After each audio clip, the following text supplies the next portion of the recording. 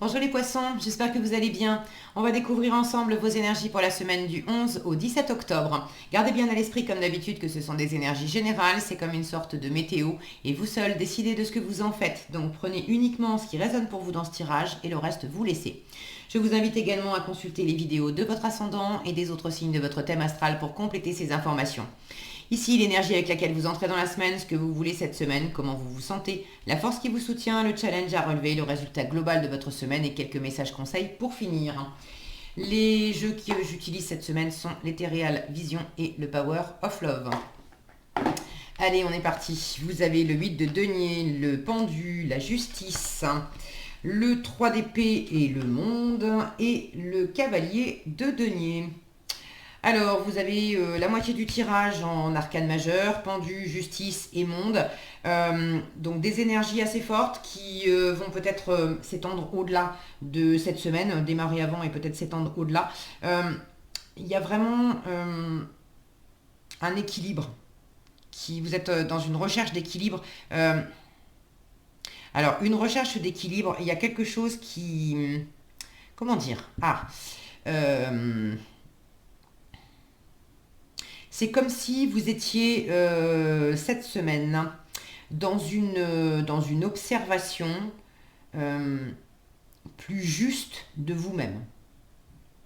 Ça implique, pour certaines d'entre vous, ça implique de prendre une décision, de trancher, de peut-être sortir d'une situation qui fait mal. Si c'est pas une situation, c'est de toute façon de travailler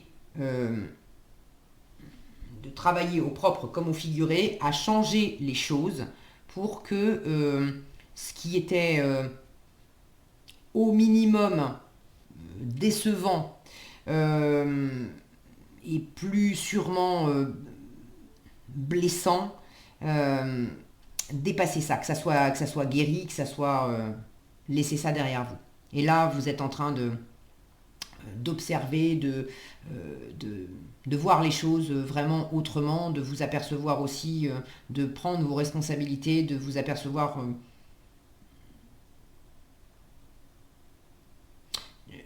Alors, vous apercevoir, oui, mais c'est de mesurer. Voilà, je cherchais le mot. C'est de mesurer à quel point il y a une situation qui vous a déçu, qui vous a blessé, qui vous a empêché d'aimer correctement, de ressentir correctement, de vous épanouir correctement. Là, c'est à la fois je travaille à changer les choses pour plus être dans cette situation-là, pour couper, mais je prends aussi ma responsabilité et je mesure à quel point je me suis moi-même attaché dans ce blocage, dans cette situation, dans cet inconfort. J'ai ma part là-dedans. Et votre part là-dedans, c'est... vous avez cherché à être pleinement vous-même dans une situation qui vous le permettait pas. Alors ce ne sera pas pour tous les poissons, mais ce qui me vient, j'entends ça pour certaines d'entre vous, avec ce monde-là, en challenge. Vous avez cherché à être pleinement vous-même dans une situation qui vous le permettait pas. Et là, vous vous rendez compte que être pleinement vous-même, c'est en vous. C'est vous qui choisissez d'être pleinement vous-même et c'est pas... Il y a peut-être le discernement aussi de vous apercevoir que bon, vous pensiez que c'était la bonne situation pour être pleinement vous-même et puis ça l'était pas, mais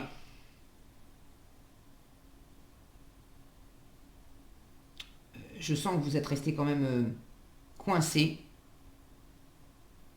Il y a un moment où vous avez quand même choisi de privilégier quelque chose qui faisait mal dans une situation à votre détriment. En revanche, la bonne nouvelle, c'est que c'est fini. Ça, c'est bien. Ça, c'est bien. Là, vous avez envie de sortir de ça et de relâcher ça, de voir une bonne fois pour toutes les choses autrement et de boucler ce qui a besoin de l'être pour guérir ce qui a besoin de l'être aussi. Alors, vous entrez dans la semaine avec ce 8 de denier. Je le sens au premier abord, avec tout ce que je viens de vous dire, je le sens surtout comme une carte de développement personnel, de travail sur soi, de prendre le temps, jour après jour, de réexaminer, de forger ses valeurs, ses propres valeurs, la valeur que vous vous accordez à vous, que vous accordez aux gens, que vous accordez aux choses. Quelles sont les valeurs qui vous tiennent à cœur, quelles sont les valeurs qui sont importantes pour être pleinement vous-même. Et là, vous êtes en train justement de certainement de peaufiner, de réexaminer les valeurs que vous aviez déjà à propos de vous-même, probablement d'en modifier certaines et d'en forger de nouvelles qui n'existaient pas jusqu'à présent, mais qui ont besoin d'émerger maintenant, parce que sans ces nouvelles valeurs, vous n'êtes pas vraiment complet, complète. C'est votre challenge, le monde. Avec le monde, on est dans cet accomplissement personnel, dans ce plein épanouissement. Mais là, je sens qu'il vous manque quelque chose. Il vous manque pas grand-chose. Je le sens pas comme ça, il vous manque pas grand-chose, mais il vous manque quelque chose. Et j'ai la sensation que vous attendiez, pour être pleinement épanoui, vous attendiez quelque part que ça vienne d'ailleurs, en fait. Vous attendiez qui, quoi, c'est comme si ça ne pouvait pas venir de vous. Mais vous avez compris que si, c'est à vous de vous forger les bonnes valeurs. Les choses, les briques symboliquement sur lesquelles vous pouvez vous appuyer, parce que brique après brique, vous êtes en train de bâtir quelque chose de solide. Alors il ne s'agit pas nécessairement... Peut-être que pour certains, il s'agit aussi de bâtir un mur pour vous protéger une bonne fois pour toutes de ça, de ce qui vous a blessé. De ne plus laisser ce 3 d'épée revenir dans votre vie. Vous l'avez en force, le 3 d'épée. Donc ça veut dire de la guérison, ça veut dire de la compréhension de ce qui s'est passé. Ça veut dire aussi retirer les épées du cœur, c'est-à-dire retirer toutes les pensées, le mental, la communication qui a fait mal au cœur, qui a empêché le cœur de tourner correctement, de s'épanouir pleinement et de battre correctement pour vous, pour l'autre. Il y a quelque chose là qui vous a empêché d'aimer, soit qui a bloqué l'amour, qui vous a empêché d'aimer, alors peut-être pas complètement, mais qui a bloqué quand même votre sensibilité, soit qui a dénaturé, qui a blessé votre cœur et votre sensibilité. Et ces épées, alors, elles pouvaient venir de l'extérieur, certes, mais aussi de vous. En fait, dans l'absolu, les idées des autres, les paroles des autres, elles peuvent se planter dans notre cœur et nous faire mal qu'à partir du moment où on laisse du pouvoir à l'autre. Si quelqu'un me dit t'es la nana la plus moche que j'ai jamais croisée, ça peut être comme une épée qui se plante dans mon cœur. Bon, au premier abord, si on observe les choses façon justice, est-ce que c'est sympa comme message? Non. Ok. Est-ce que ça peut être blessant? Oui. Maintenant, est-ce que forcément ça va me blesser? Ben, pas nécessairement. Ça va me blesser uniquement si en moi, j'ai l'ouverture de laisser cette épée rentrer dans mon cœur. Si en moi, je ne me sens pas pleinement épanouie, pleinement accomplie, si je ne me sens pas pleinement sûre de moi, pleinement belle, ça ne veut pas dire que je pense que je suis la plus belle des femmes, etc. C'est pas ça. Mais de m'aimer suffisamment moi-même pour avoir cette conscience de justice que les goûts et les couleurs, voilà, chacun les siens. Je suis comme je suis. L'important, c'est de m'aimer moi. Et puis, si quelqu'un me trouve moche, ok, t'as le droit. T'as le droit. Après, si quelqu'un me trouve moche et en plus a envie de me le dire d'une façon méchante, ça aussi, ça te regarde. Mais est-ce que pour autant, moi, je vais être touchée avec ça? Si j'ai pas une blessure dans les poches qui traîne, une blessure de rejet, d'abandon, de manque de confiance en moi, de pas me sentir à la hauteur, euh, d'avoir déjà été blessé par des gens voilà, qui venaient me piquer de la même façon et j'ai pas guéri ces anciennes blessures, du coup je reste avec une corde sensible en moi qui se réveille quand cette personne me dit ça. Vous voyez comment, dans l'absolu, on a quand même notre part à jouer pour accepter de ressentir la douleur en fait. Alors c'est pas, évidemment, c'est pas conscient, c'est pas consciemment qu'on se dit ah chouette, je vais accepter de me sentir mal et de me sentir blessé. C'est juste que intérieurement, il y a un terrain en moi qui fait que l'autre a de la prise sur moi. Et ce que vous voulez, c'est justement examiner la situation. Vous avez cet état d'esprit de justice. Donc, et d'une, vous voulez de la justice, vous voulez de la justesse. Si on n'a pas été sympa avec vous, vous voulez rétablir l'équilibre, vous voulez trancher. Vous voulez plus vous laisser marcher sur les pieds. Vous voulez reprendre vos responsabilités, rendre les responsabilités à l'autre. Vous voulez aussi, donc ça c'est votre état d'esprit, vous êtes dans cet état d'esprit de trancher, de peser, d'analyser clairement les choses, d'avoir beaucoup de discernement, de mettre aussi les émotions de côté pour poser à plat qu'est-ce qui a été dit, qu'est-ce qui a été fait. Qu'est-ce qui a été dit, qu'est-ce qui a été fait par l'autre. Et en moi, comment ça se pose en moi? Quelles sont mes cordes sensibles? La justice, elle a ce regard neutre d'observer. C'est pas pour me juger, c'est pas pour juger l'autre. Mais qu'est-ce que l'autre a dit, a fait, et quel est mon terrain intérieur pour qu'on en soit arrivé là. Et en force, ce 3 d'épée, ça me permet de comprendre comment ça s'est agencé, et ça me permet de pouvoir retirer les esprits, les esprits, c'est marrant ça, de pouvoir retirer, alors peut-être que pour certains, vous avez besoin aussi de retirer quelque part, de retirer l'esprit de l'autre du vôtre, comme si vous vous étiez laissé parasiter par les pensées de l'autre.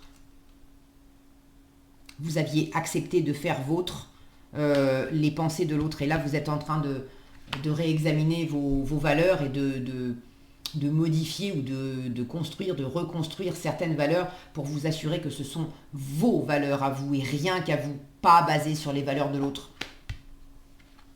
Bon, donc tout ce discernement, et ce que vous voulez, c'est déjà vous libérer, d'accord, vous débloquer, et vous voulez voir les choses autrement.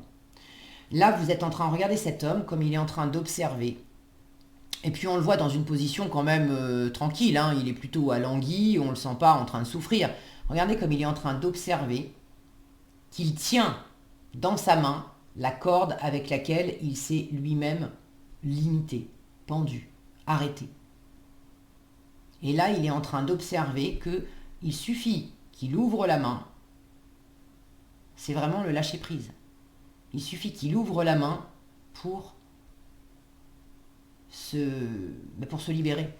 Et symboliquement, le pendu, alors c'est beaucoup plus parlant dans les cartes traditionnelles du tarot de Marseille, où le pendu, on le voit, on a 3 troncs d'arbres comme ça, et on a symboliquement cette position où quand le pendu va descendre, en fait, va être libéré, il va descendre par le bas. Et c'est symboliquement, c'est le fait d'accoucher. Et là, pour moi, il y a un accouchement de vous-même. Vous êtes presque au bout de vous accomplir pleinement, de vous trouver pleinement, de vous affirmer pleinement.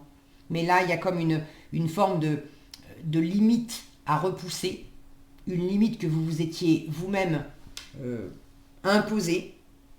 Vous êtes en train de la voir, vous êtes en train de travailler dessus, vous êtes en train de prendre les décisions qui s'imposent pour lâcher ce qui doit être lâché et enlever cette espèce de plafond de verre qui vous empêchait d'être pleinement vous, de vous apprécier à votre juste valeur, de vous intégrer pleinement dans votre environnement,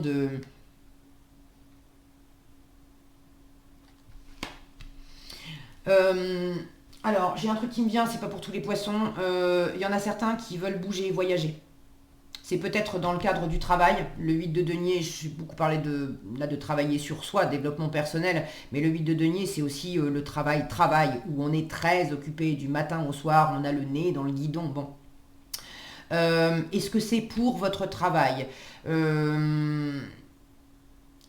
ou est-ce que c'est pour justement vous sortir aussi de votre travail? Peut-être que certains attendent une décision de justice, enfin une décision, pas nécessairement de justice, mais de votre hiérarchie pour bouger au sein du travail. Peut-être que vous attendez une mutation, d'aller travailler à l'étranger. Pour d'autres, vous attendez des vacances, les prochaines vacances pour sortir le nez du guidon. Pour ceux qui ont envie de bouger, de voyager, il y a quand même une impossibilité. Bon, vous l'avez en challenge, c'est pas cette semaine que vous allez effectivement pouvoir bouger. Maintenant, vous êtes en train d'observer les choses. Comment cette impossibilité de bouger cette semaine, comment vous pouvez la mettre à profit? Elle est là pour vous enseigner quoi? Elle est là pour vous apprendre quoi? C'est comme s'il y avait ceux qui ne peuvent pas bouger géographiquement cette semaine. Vous êtes en train d'examiner aussi, de comprendre qu'il y a du bon là-dedans. C'est probablement aussi pour vous apprendre, peut-être aussi le lâcher-prise, que c'est pas la peine de vous mettre de la pression et de vous faire mal tout seul, à vouloir absolument que les choses se passent comme ça, comme ça, comme ça, comme ça. Si c'est pas le moment cette semaine, c'est que c'est pas le moment cette semaine et ça m'apprend... ça m'apprend à voir les choses autrement, ça m'apprend à moins me mettre de pression, à peut-être moins mettre de pression aussi à l'entourage. Bref, il y a comme un mal pour un bien en fait. Il y a quelque chose à dépasser. Ok. De pas... si je peux pas bouger comme je veux ou me faire plaisir comme je veux dans tel domaine, je ne suis pas obligée de m'interdire de prendre du plaisir à autre chose. En revanche, je m'interdis de prendre du plaisir à autre chose si je reste focalisée sur le fait que le seul truc qui peut m'éclater, c'est de faire ce que j'avais prévu. Vous voyez l'idée?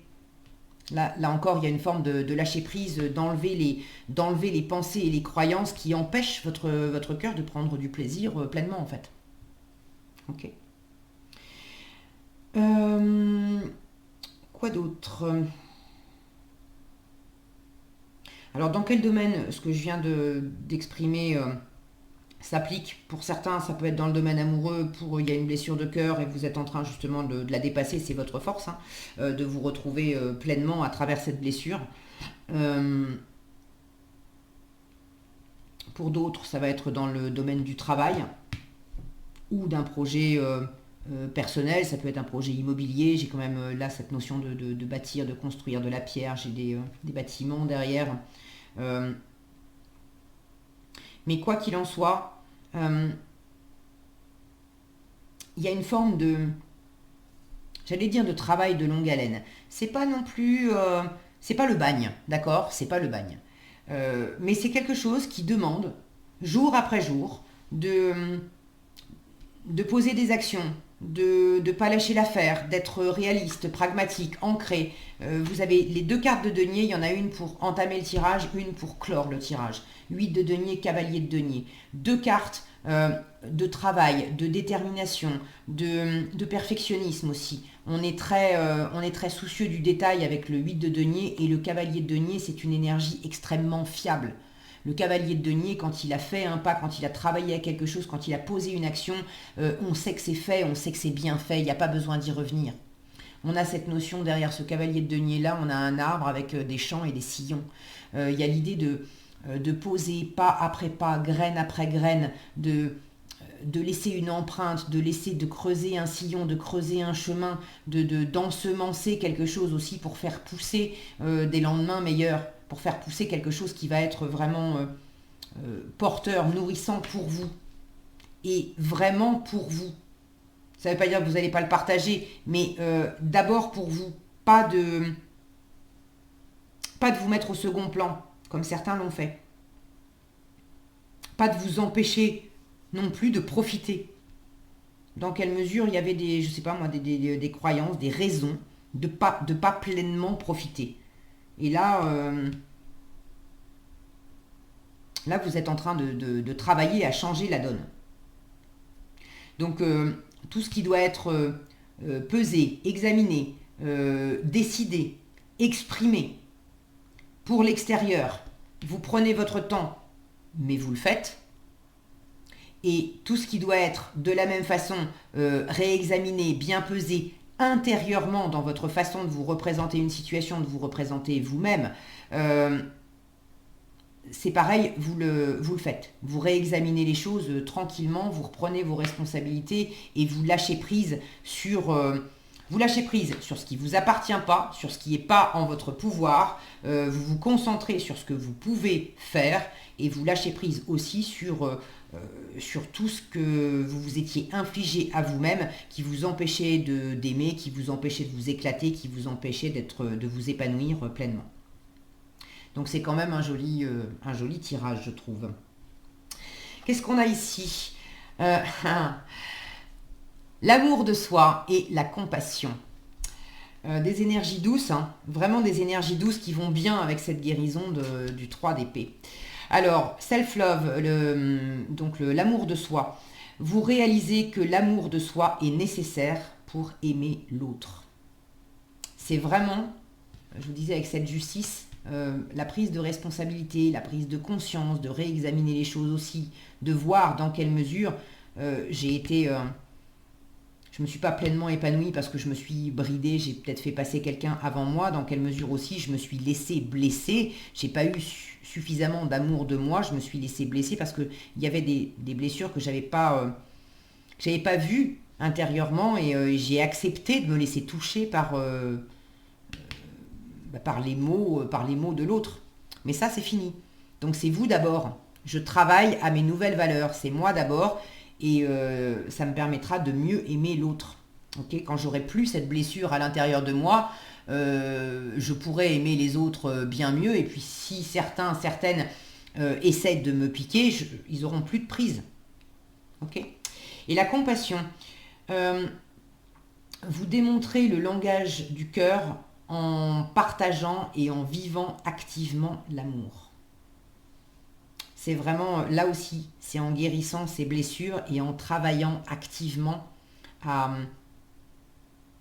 aller dans le sens du plaisir et de l'épanouissement personnel, même si c'est encore un peu challengeant pour vous, mais c'est vraiment la voie que vous choisissez. Il n'est plus question que je m'attache, que je m'empêche, que je me limite ou que je me mette de la pression à pas profiter. Non, je me laisse aller enfin à de l'amour et d'abord de l'amour de moi et du coup après je peux le partager aussi avec les autres et faire preuve de compassion pour moi-même et pour les autres.